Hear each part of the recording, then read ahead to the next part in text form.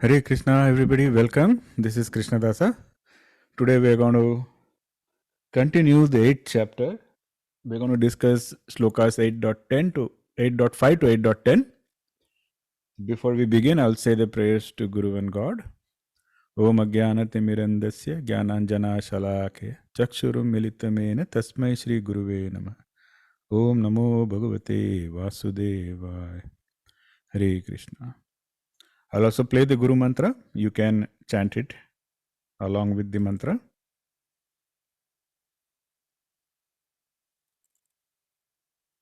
गुरुर्ब्रह्मा गुरुर्विष्णु गुरुर्देवो महेश्वरः गुरुर्साक्षात् परब्रह्मा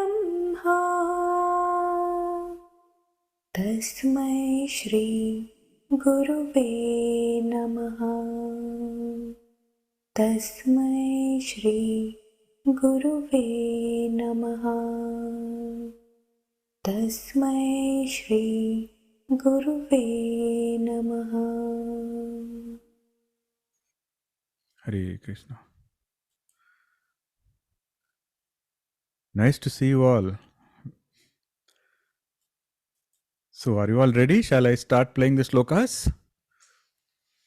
Okay. So, I've shared the translations in the WhatsApp group.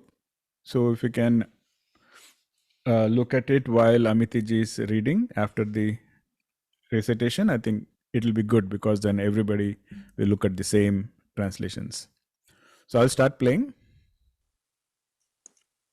अन्तकाले च मामेव स्मरन् मुक्त्वा कलेवरम् यः प्रयाति समद्भावं याति नास्त्यत्र संशयः यं यं वापि स्मरन् भावं त्यजत्यन्ते कलेवरम् तं तमेवैति कौन्तेय सदा तद्भावभावितः तस्मात् सर्वेषु कालेषु मामनुस्मरयुध्य च मय्यर्पितमनो बुद्धिर्मामे वैश्यस्य संशयः अभ्यासयोगयुक्तेन चेतसा नान्यगामिना परमं पुरुषं दिव्यं याति पार्थानुचिन्तयन् कविं पुराणम् अनुशासितारम् अणोरणीयां समनुस्मरेद्यः सर्वस्य धातारमचिन्त्य रूपम् आदित्यवर्णं तमसः परस्तात् प्रयाणकाले मनसाचलेन भक्त्या युक्तो योगबलेन चैव भ्रुवोर्मध्ये प्राणमावेश्य सम्यक् सतं परं पुरुषमुपैति दिव्यम्. Hare Krishna. Give me a second. Okay. Amitiji, you want to read the translations? Okay. I'll start now. Sorry. Okay. 8.5. Whoever at the end of their life quits their body, remembering me alone, attains me. Of this there is no doubt. 8.6. Whatever one remembers when they quit their body, that state they will attain without fail. And that state depends on what they were mostly absorbed in or thinking about during their lifetime. 8.7. Therefore, Arjuna, you should always think of me in the form of Krishna and at the same time carry out your prescribed duty of fighting. With your activities dedicated to me and your mind and intelligence fixed on me, you will attain me without doubt. 8.8.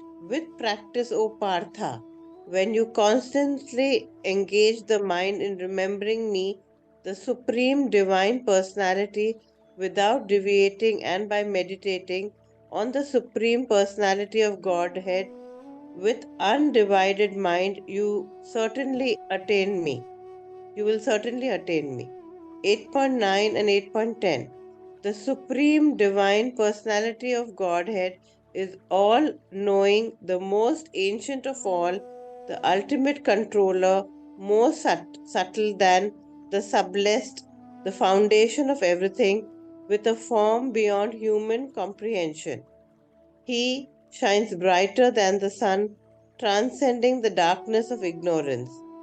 At the moment of death, one who, through the disciplined practice of yoga, calms their mind and focuses their life energy, prana, at the point between the eyebrows, and who, with unwavering devotion, remembers this divine Lord, will without doubt reach him.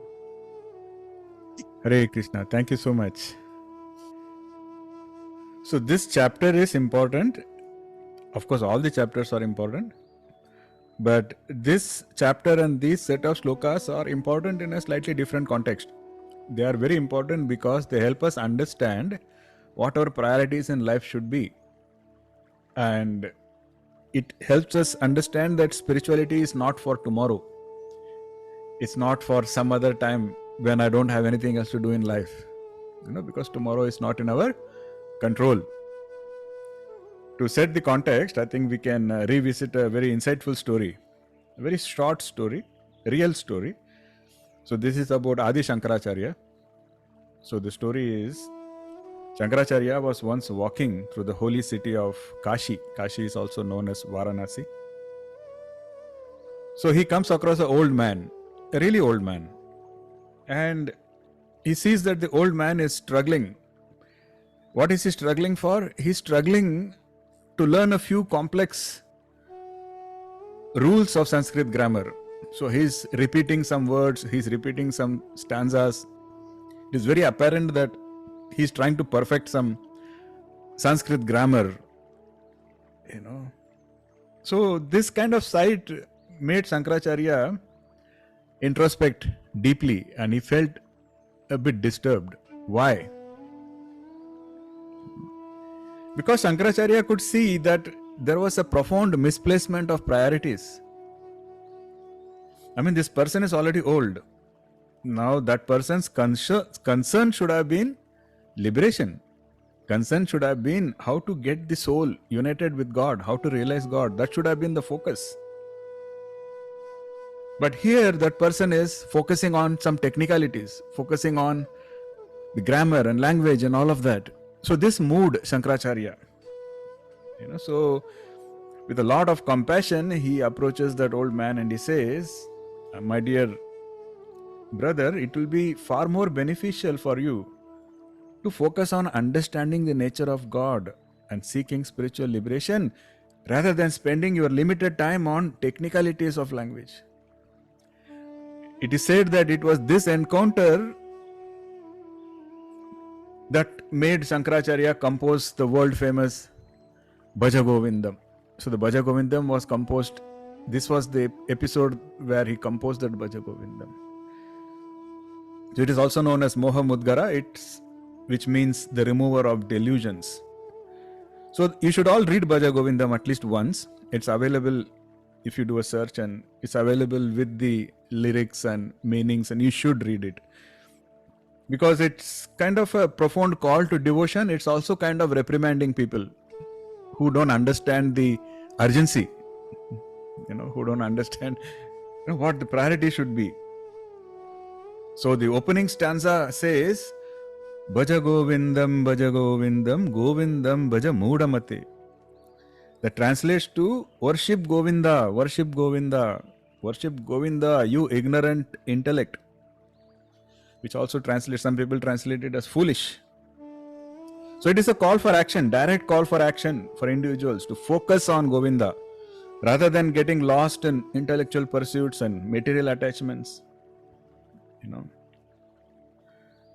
So that story and the resulting composition of Bhaja Govindam, they highlight Shankaracharya's teachings on the importance of directing our efforts to spiritual growth.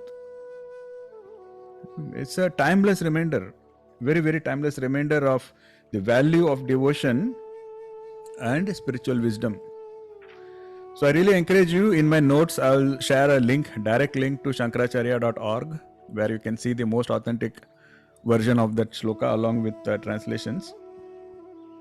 Now, there are many slokas you can read, but one of them I'm picking because it is very relevant to our studies of Bhagavad Gita.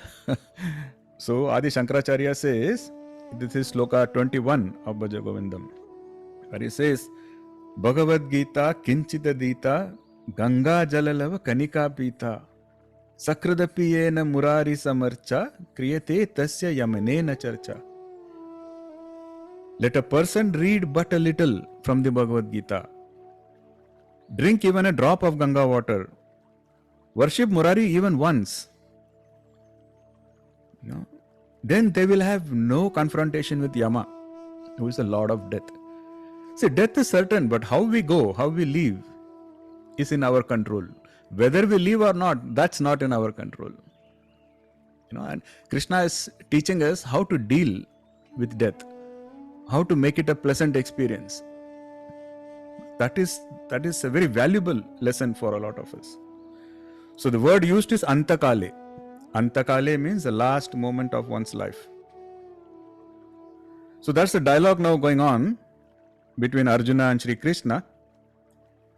And they're addressing the profoundest questions of life, death, and what happens after death. Very, very profound, deep questions going on.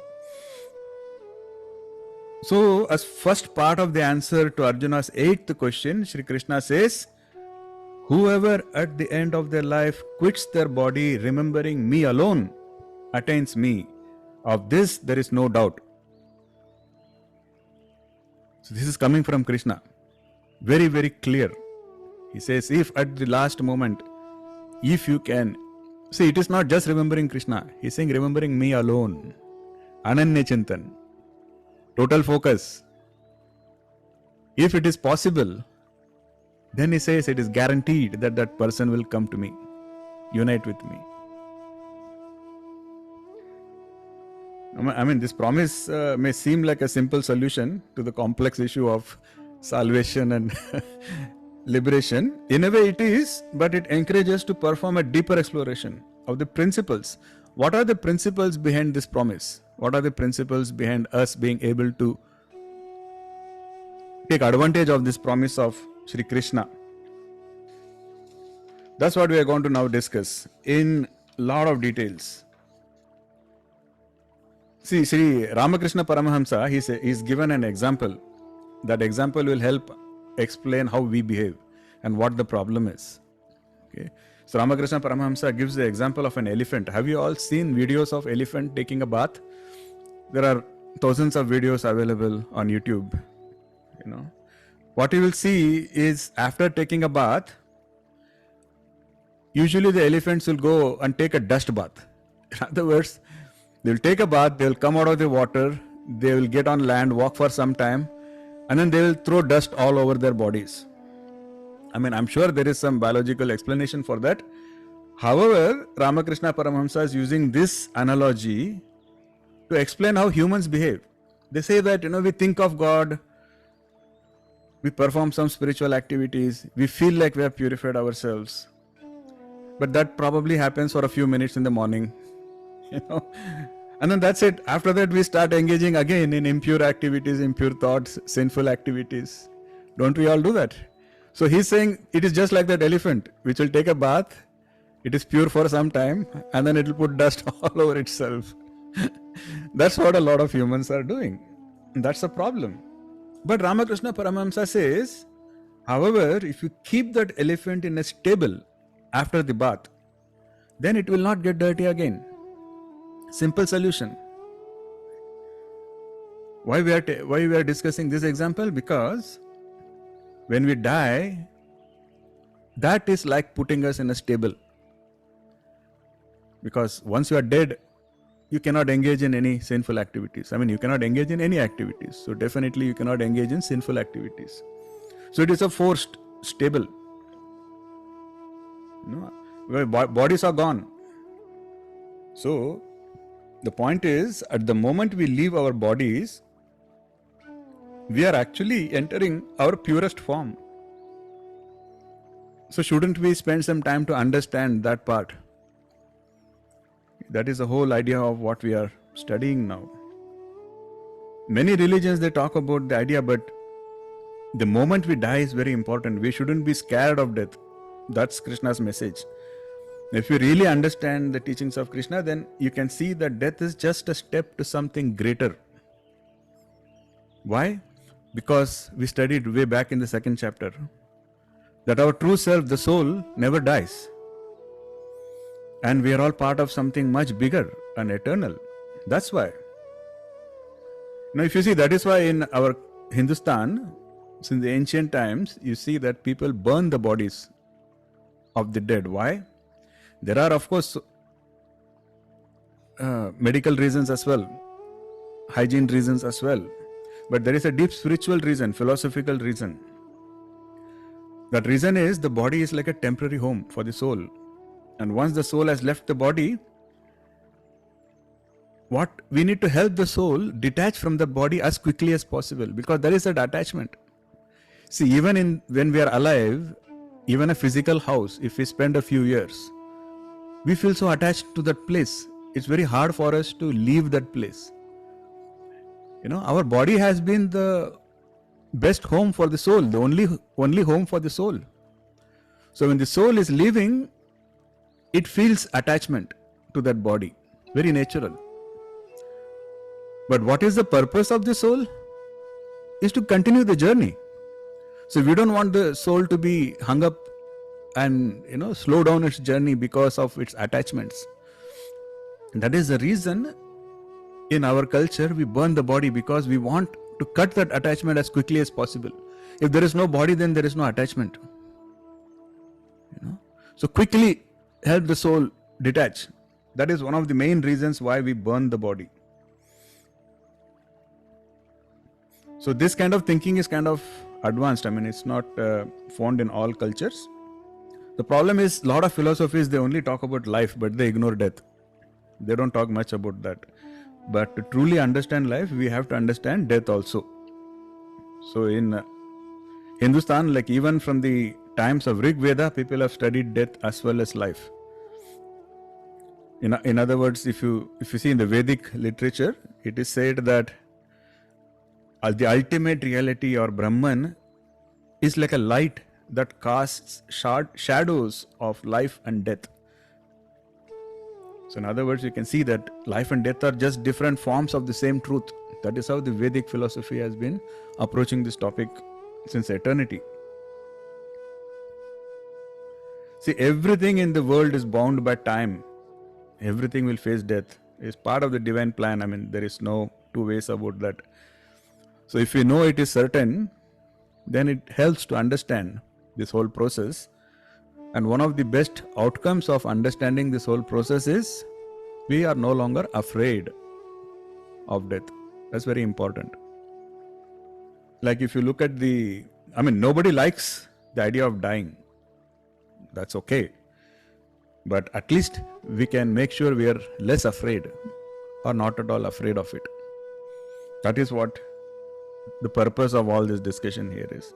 So even if you look at Greek culture, in the Greek culture, they all love life a lot. They celebrate life. But they couldn't come to terms with death. Socrates, one of the greatest philosophers, he was a Greek philosopher. Now, Socrates knew this truth. He knew that soul is immortal. He knew that only the body dies.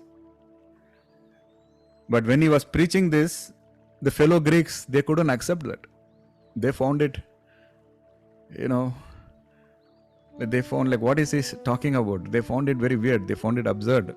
So much so that they made him drink poison because they thought that he was misleading people. See? So I'm giving an example of how cultures totally have ignored this whole topic of death altogether. They don't want to discuss it. They don't want to talk about it. The message here is understanding death, seeing it as a friend, will make us stronger. That is the message. So Swami Vivekananda has said that only those who can embrace death truly understand life. What a powerful statement.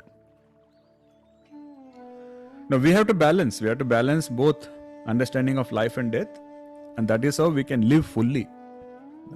And Vedanta is teaching us this balance. Vedanta teaches us how life and death are two sides of the same coin. It's very crucial. This understanding is very, very important. So, when it comes to the process of dying, I think Vedic philosophy, it offers a very unique perspective where it says that just like life is a natural occurrence, death is also a natural occurrence. And when we perform all these rituals, a lot of people question that. A lot of people says the person is already dead. So why are you performing rituals for a person who is already dead? Because in our culture, it is a very important part of our culture. So this is basically our way of showing respect for the cycle of life and death.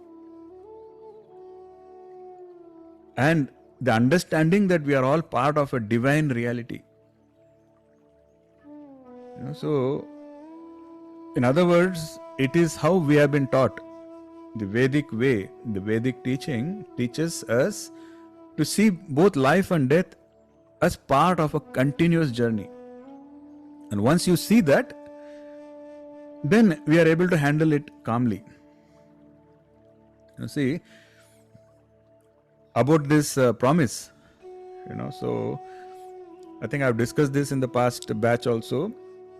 I used to attend Bhagavad Gita sessions conducted by another Swamiji many years ago at another devotee's house in my hometown of Pune. And at that time, my younger son was 8 years old, and he used to accompany me sometimes.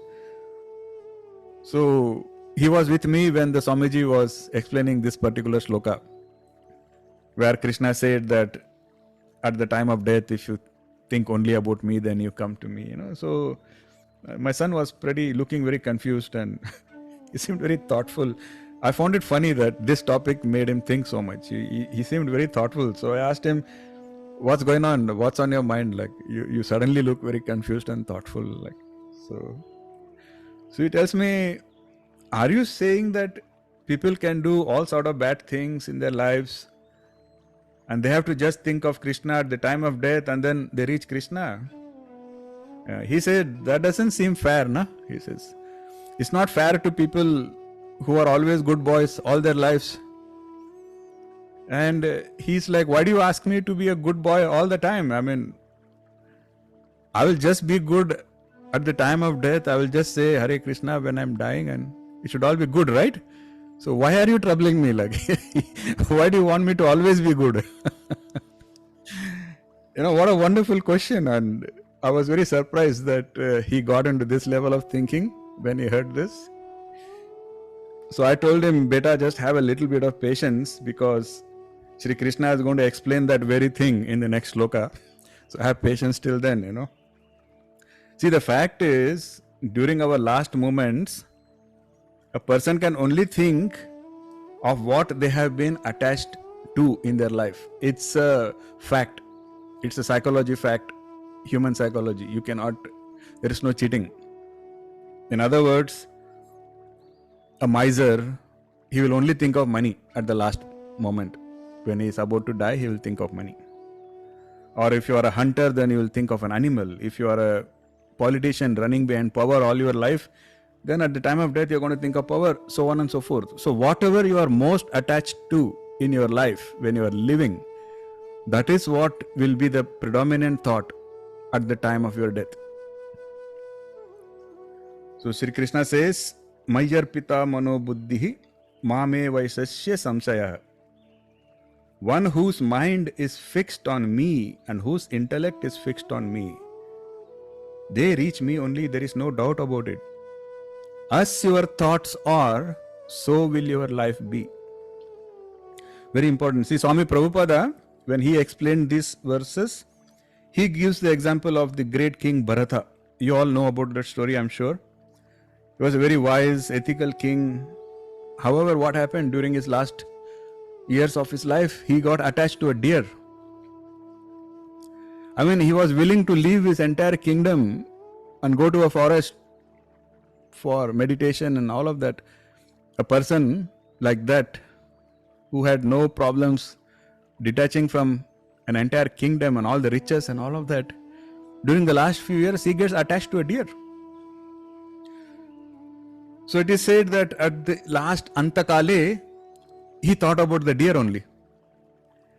Although he was such a wise, elevated soul, and as a result, it is said that in the next birth he got the body of a deer. So this is one of the reasons why in chapter 7, Shri Krishna had said, be careful and avoid both Ichcha and Dvesha. Avoid both attachment and aversion. Why? Because attachment and aversion, they keep playing on our mind all the time. If they are playing on your mind all the time, how can you focus on the Lord? You cannot. And if you have to think about Krishna at the time of death, the only way is you should have thought about Krishna most of your life. And how can you think about Krishna most of your life if most of your life you have been running behind Ichcha and running away from Dvesha? You're too busy. See, now everything will fall in place. All the teachings will fall in place. All the dots will be connected. Very beautiful teaching. So that is why even in modern philosophy, it is said that our thoughts have a very powerful impact on our lives. How we see ourselves is a big part of it. Very important. Again, Ramakrishna says that if we constantly believe, or if you constantly believe that you are a sinner, then you are going to become a sinner. Whereas if you constantly believe that you are a child of the divine, then you will go closer to divinity. So you become what you think. So choose your thoughts very carefully. So it is also documented in modern psychology. It is well documented that if somebody keeps on saying all the time, I'm sick, I'm sick, I'm sick, I'm sick, even if they don't have any real physical sickness, they will fall sick. And vice versa. People who are having some physical issues, if they keep saying, I'm perfectly fine, I'm healthy, the body heals. So the thoughts are very powerful. Why are we talking about all of that? We have to use all this knowledge and direct it in the right way, so that we live a good life and we also have a good death. And Krishna is explaining that part, because that part is not well understood. A lot of people talk about how to have a good life, align with dharma, speak the truth, non-violence, it's all okay. But Krishna is saying, my dear, but definitely everybody is going to face death. Don't you want to prepare for that? And Krishna also says there is a secret there.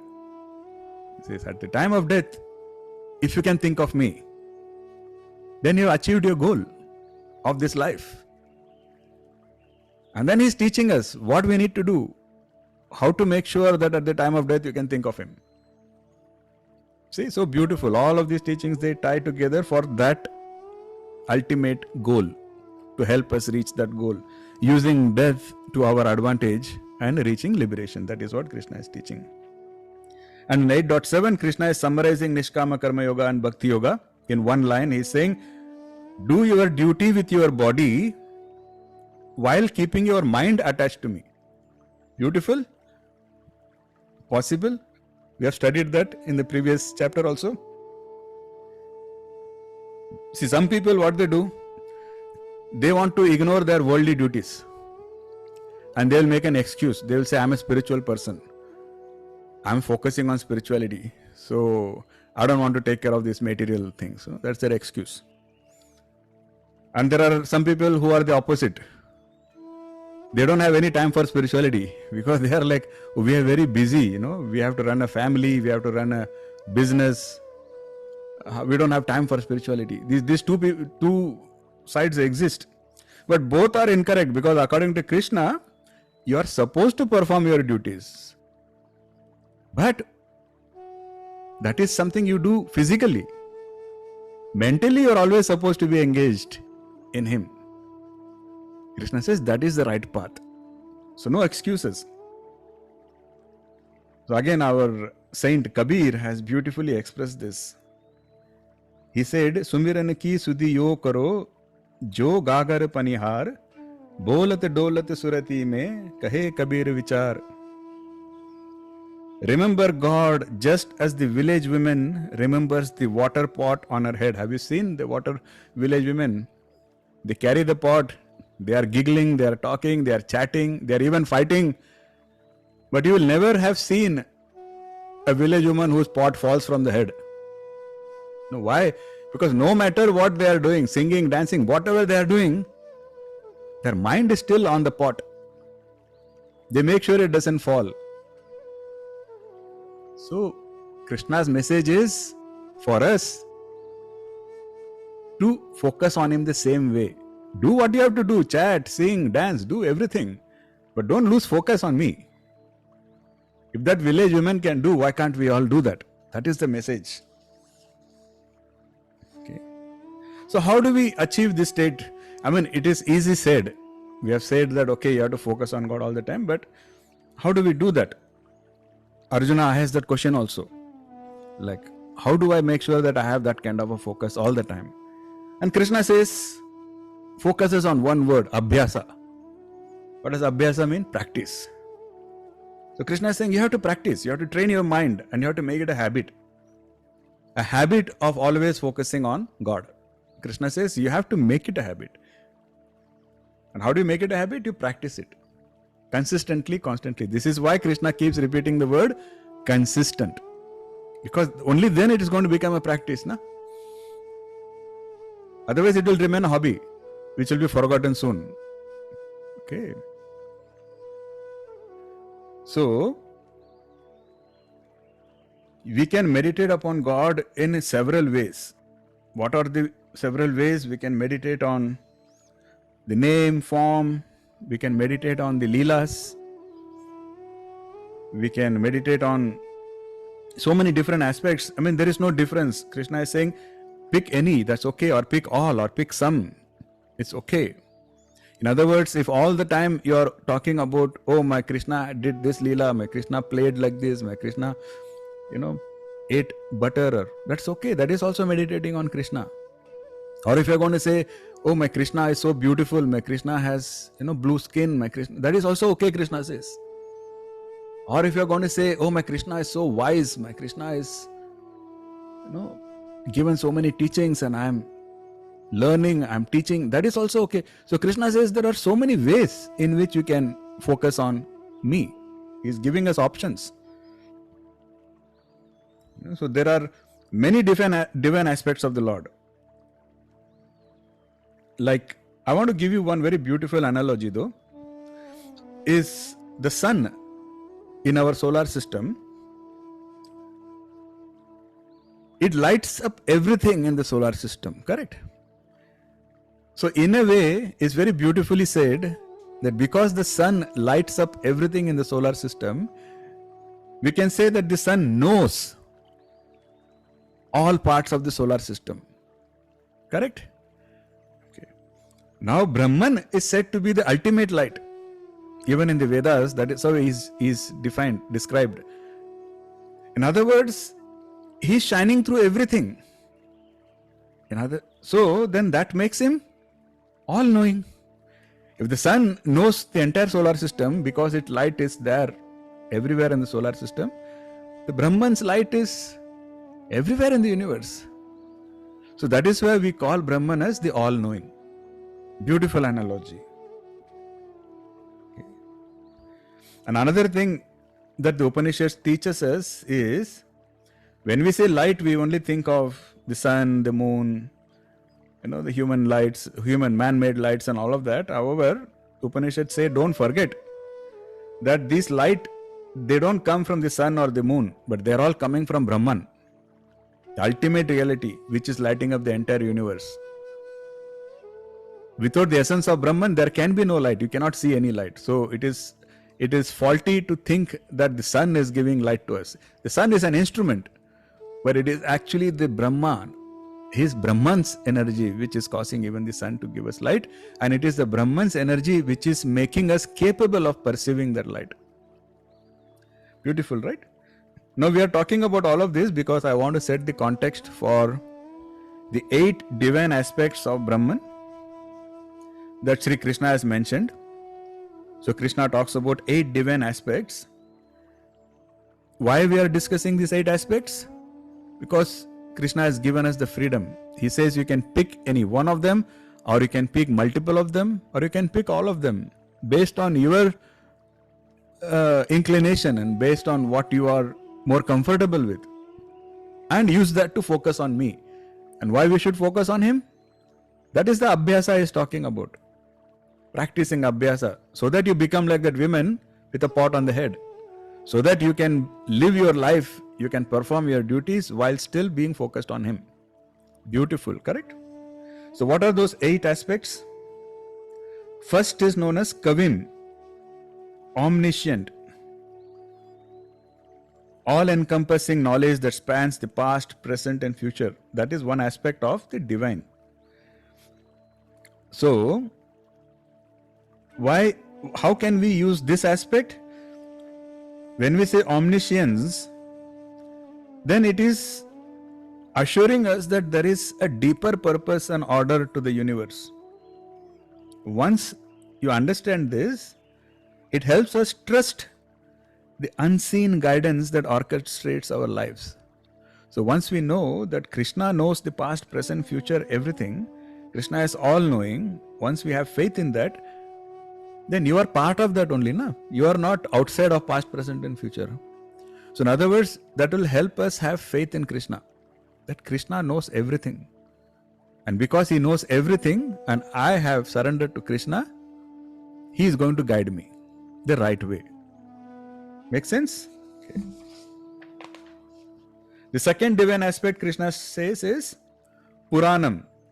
Puranam is very old, oldest.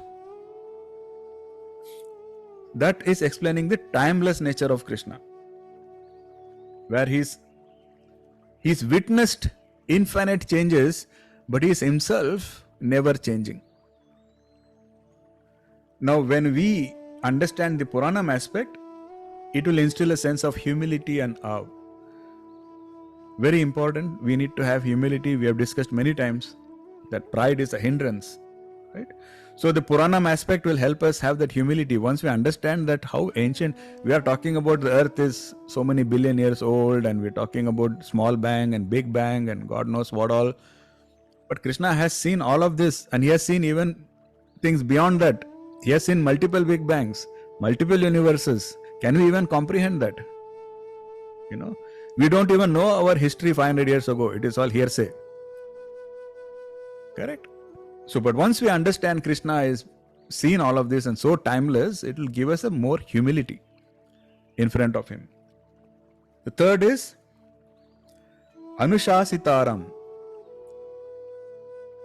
which means he is the supreme orchestrator and controller of the cosmos, the universe. Now, it is not like when we say control, it's not like a dictator.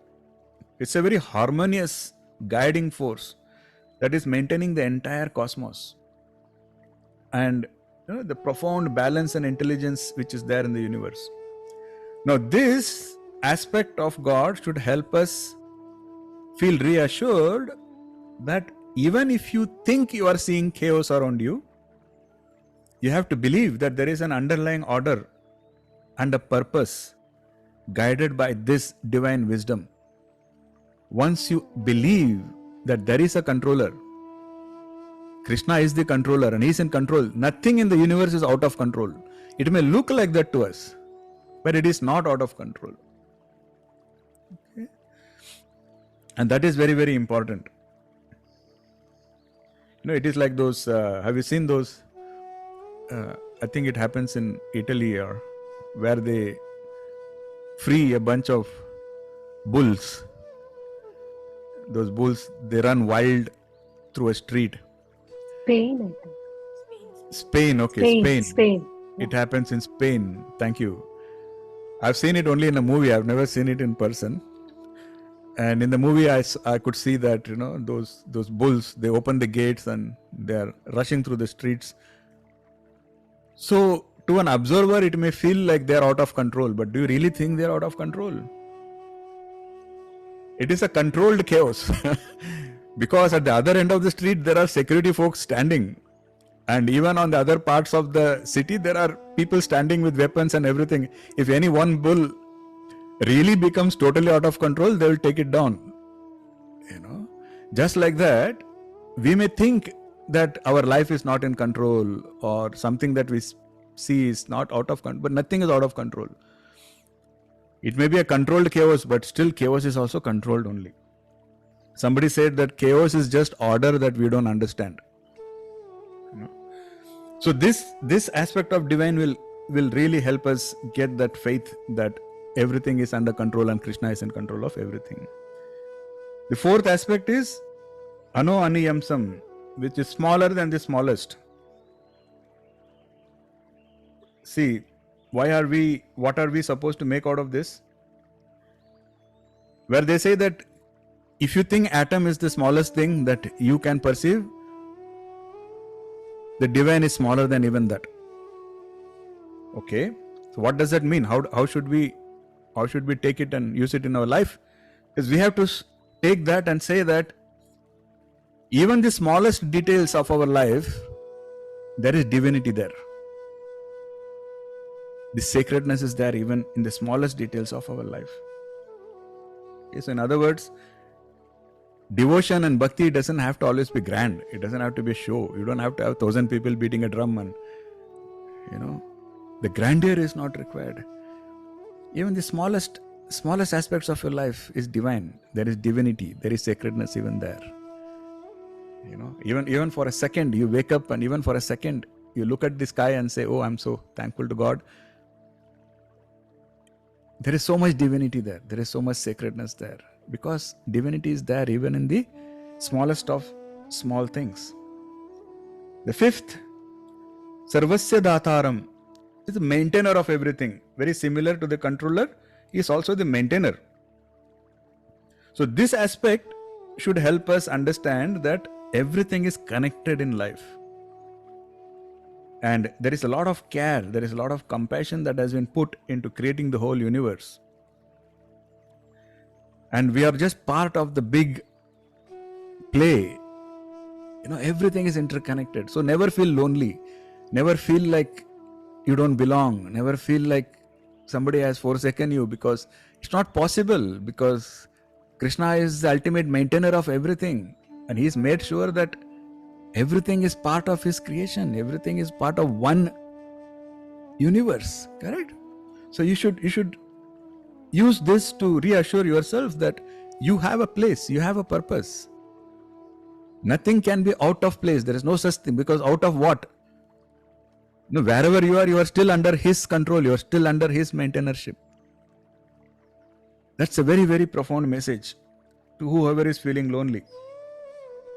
And sixth, Achintya. Achintya means inconceivable. You can never theorize Krishna, you can only realize Krishna. How can we use this aspect in our life? Is always embrace the unknown. Embrace it with faith and wonder. Acknowledge that the divine is beyond our understanding. You can never comprehend the divine. Sometimes it may feel like, what is going on? Does God really know? We question God's wisdom. But there is a very short story I will tell you. A real story. Somebody told me this story. One of my relatives friend is a senior executive in the Tirumala Trust. And Tirumala Trust means the Tirupati temple. It has a trust, and this person is a senior executive there. So I'll make the story very short. So that person was supposed to leave to the temple, and it was late at night, and he just felt an urge that I need to go now. And his wife was like, what is the big hurry? Like, no, you can go in the morning also, na? And he says, no, I just feel like I need to go. So he takes his ambassador, he goes. And so I don't know if they still do it, but when I heard the story, the concept was they close the road which crosses the mountain. They close it in the night, and it is closed till morning, I think 5 a.m. or 6 a.m. or whatever. In that period, it stays closed, for security reasons and wild animals, and there are many reasons, but it used to be that the road is closed. But because he is the executive, a senior guy, they let him go. He has privileges, right? So when he is going on the road, it is midnight because he left home late night, and by the time he reached that mountain road, it was midnight. And suddenly one man comes in the middle of the road and he's frantically waving like, stop the car, and so this guy looks and he can see that there is a young couple standing behind that man, and there is a car. Apparently it's broken down. He just analyzes the situation. He says, okay, this person's car is broken down. It is midnight. The road is closed. So nobody is coming to help them, and he's stranded here. And the young couple, they are still wearing the marriage clothes and all, So he realizes, okay, so these people are just married and they have come to Tirupati. So all this, he makes a quick analysis of the situation. And then he says, okay, come in my car, because he was anyways driving alone. So these three people enter his car, and on the way, this man goes on. The guy who just entered the car, he's like, I'm such a devotee of Balaji. I have been always praying to Balaji, and look how he has treated me. He seems so unfair,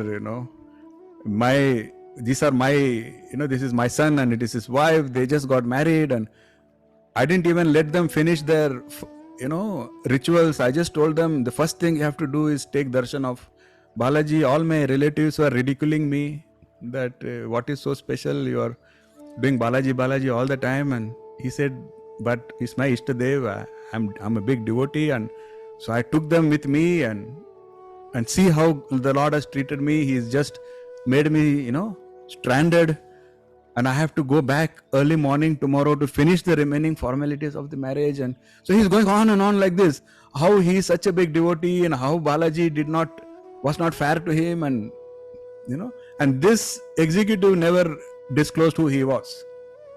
He just calmly listened to everything, and when they reached the temple, they found out that some special day it was, and there was a huge crowd in the temple, but he was an executive, so they let the car go near the main and all of that. And so he tells his subordinates that these are VIPs, so make sure that they get darshan, and their car is stranded. He told them where exactly, and he said, please go help and fix the car and make sure these people are able to leave by early morning and all of that. So this is the incidents and episode, and after a few days, this executive gets a letter from that man that says, I made such a big mistake. I didn't even know that you are the executive of Tirumala. And he says, now I understand the divine plan of God. He says, if my car was not broken, if I did not get stranded, there was no way I would have got darshan, because it was so crowded that day. And there was no way I could have returned early morning also, because the darshan itself would have taken so many hours. So actually making me stranded on the highway was a divine leela of the God, so that I can get darshan quickly. He says, who can understand this?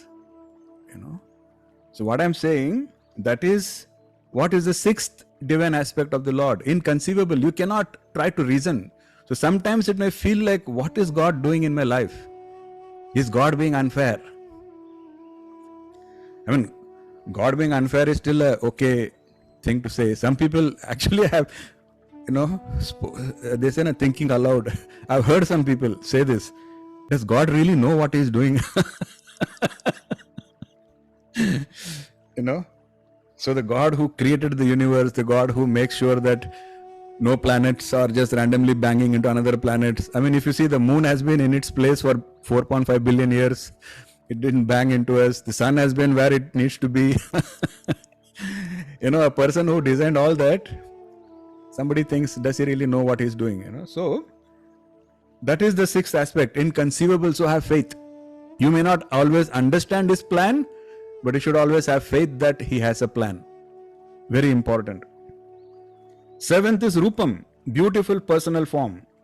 So this we can use as a way to form a relationship with a personal aspect of God. So we discussed earlier also, so many types of devotion you can have. So you can you can be assured that even if you look at God as a person, that's okay, because that is also an aspect of the divine, Rupam. And the eighth is Aditya Varnam, luminous like the sun and self-revealing. What does that mean? How are we supposed to take that? It is luminous like a sun, self-revealing. In other words, it is lighting up the path of everybody. So it is going to, that divine is going to light our path too. The divine, by design, the divine wants to make us get rid of our ignorance, get rid of all the darkness in our life. That is by nature. So it is inspiring us to seek that inner light that guides us towards truth and enlightenment. So together, all these attributes, I hope you can sketch a nice picture of the divine now and visualize and understand and introspect. There are 8 divine aspects we just spoke about. Pick any one, pick 2 of them, pick 5 of them, or if you are an insane devotee, pick all 8 of them. How can you not focus on God? Because you have so many choices now. That is the whole point of discussing all these aspects. So Krishna is providing all options to us. And for example, Jnani may want to focus on, the Jnanis will say, oh, Krishna knows past, present and future. Okay, so they can intellectualize. That's fine. And the people who are more artistic, they can conjure up some image of God. People who are musical, they can conjure up, some other aspect of God, and so on and so forth. The point is, no matter what you do, it is all the divine. And you just need to have that understanding that it's all the divine, all the aspects of divine. And that is how I'm focusing on the divine. And then you would have followed the teaching of Krishna, and then you would be ready for Antakale. That is the whole teaching of Krishna. With that, I'll stop talking. Hare Krishna. I hope this all made sense. If anybody have any questions, comments, please go ahead. Hare Krishna, Guruji. Hare Krishna, Ekansh. Guruji, I have one small doubt. Firstly, the chapter was so amazing. These 5 slokas were so amazing. And the last part was so intense. And we could just feel the energy. Hare Krishna. And the question is that when we go for the rituals on the cremation ground and after we go to Haridwar, then we do a lot of puja over there. वहाँ पे पंडित जी से जो soul होती है वो 1 year तक प्रेत योनि में रहती है, फिर उसके बाद उसको बॉडी मिलती है. It's not true then, right? It's like Krishna says you get body instantly as soon as you leave, the soul leaves this body. See, I'm not going to contradict any school of thought. There are many schools which have many different beliefs. I'm not an authority on that. However, what I can say for sure is in the Vedic literature, it is said that there is an entire science behind that. Depending on how you died, when you died, what kind of a person you were when you died, and all of that, sometimes you may get a body immediately, sometimes it may take you many years, sometimes you don't get a body at all, you got liberation. What about that, right? So there is an entire science behind that. So to simplify all of that, Krishna has given us a message here, says don't worry about all those intricacies, just follow my teaching, live life the way I am teaching you to live, so that during your Antakale you can think about me, and if you think about me, you reach me. That's it. You don't have to worry about when I'm going to get the next body, unless that is what your goal is. But our goal should be no more bodies. Yeah. I hope that makes sense. Yeah, when I went for the rituals for Dadaji, so the thing just popped up in my mind. Pandit ji was saying like that, and here Krishna is saying you get body instantly. Yeah. So see, there are other Pandits who will say that, for example, Sadguru also has his own explanation for this. Sadguru says that when we are performing this, during Pitru Paksha especially, we perform these rituals, Sadguru says that you cannot even be sure. How do you know whether that person is already reincarnated? How do you know whether that person has got liberated? We know nothing of that. He says, but still, if you do that kind of ritual with faith, then it will reach somebody for sure, because there are many souls that need help. Because not all souls have lived life the right way, but all souls, some souls, they need some extra help, and what you are offering will go to some of them. So it's not going to go waste. It's not like I'm doing a ritual for my own father, but my father is already taken a birth, so is it going waste? It's not going waste. So you don't have to even worry about whether my grandfather is still somewhere or whether my grandfather, you don't have to think about any of that. Nishkama karma, your job is to go do the ritual. If it is supposed to reach your grandfather, it will reach. Otherwise, it will reach whoever else the universe wants it to reach. Sure, Guruji. Thank you so much. Hare Krishna. Hare Krishna, Hare Krishna. I just wanted to share something. Not seeking an answer to this, but just wanted to share. Antakal, when we speak about Antakal, I just had a death in the family, or very, very dear, very, very close person. Let's say my mother.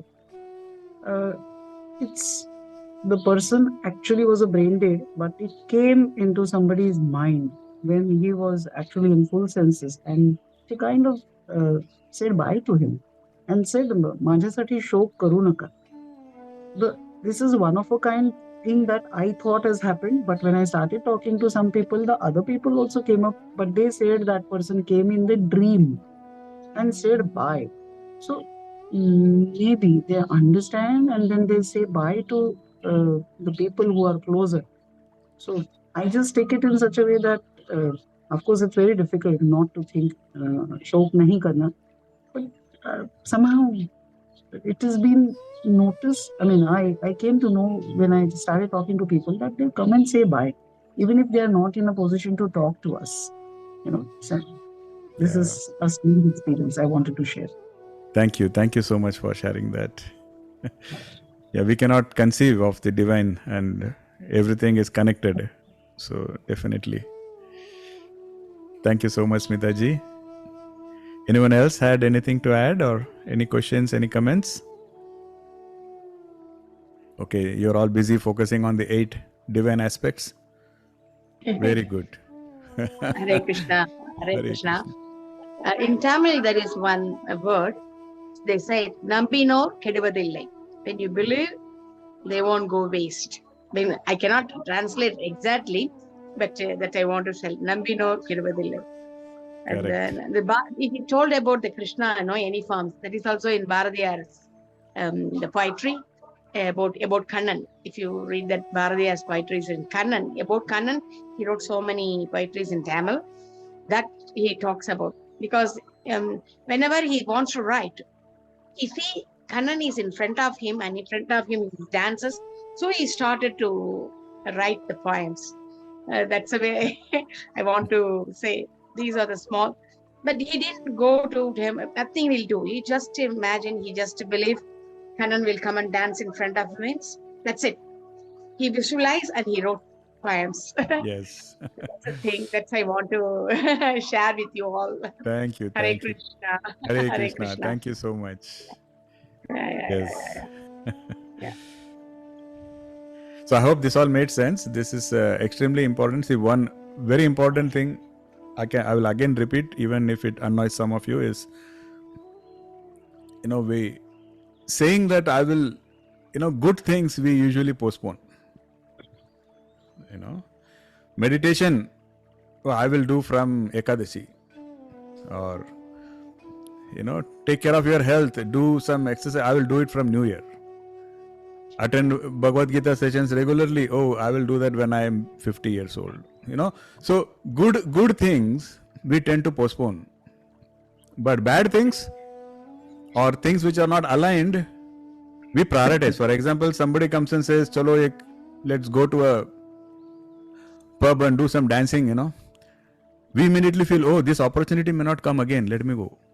They're kind of, we are very clear our priority. See, this is the irony, because I was telling some other students earlier that in Ramayana also, towards the end, when Ravana was on his deathbed, Lord Rama tells Lakshmana, that go and get some wisdom, because he's an elevated soul. So you have to get some knowledge from him. So I'll make it very short here. So when Lakshmana is seeking with humility for answers, then Ravana tells him the same thing. He says, good things you should never postpone, and things which are not aligned with the divine, you should never do immediately. He says, but look at me, in my life I did the opposite. He said, I wanted to build a staircase to the heavens, but I kept postponing it. Whereas when the thought of kidnapping Mother Sita came, I did that immediately. And you can see the result. My Durdasha is because of that inverted priority. He says, my best advice to you, Lakshmana, is whenever you want to do good, whenever you want to do something, you have an opportunity to do something which is aligned with the divine, do it without postponing. There is no tomorrow. Do it right now. And whenever there is something that you feel like doing which is not aligned, postpone. Say, I will do it later, I will do it tomorrow, I will do it next year. See, very, very profound advice. I try to follow that advice, and this is the only advice based on this chapter I would give all of you, is stop postponing. Stop prioritizing everything else, which is, stop treating spirituality as an option that you will do when you have nothing else to do. Because tomorrow is not in our hands. Our Antakale may come in the next minute. It may come in the next hour. Nobody has any control over that. So we have to always be prepared, because that is pretty much our goal in life. It is like going to a university and, university has a canteen, university has a swimming pool, university has a library. They're all beautiful places, but we should never forget that the actual purpose of university is to pass the exam and become a graduate. Now, if you are attached to the library and the swimming pool and all of that, and you are engrossed in all of that, and you totally miss the exam, you miss the whole point of why you are in the university. Just like that, life is a university. And our Antakale is our final exam. And you don't have to do a lot of intellectualization to pass that exam. Krishna has given us the tips. He says the only prerequisite is you cannot cheat. There is no way you can cheat.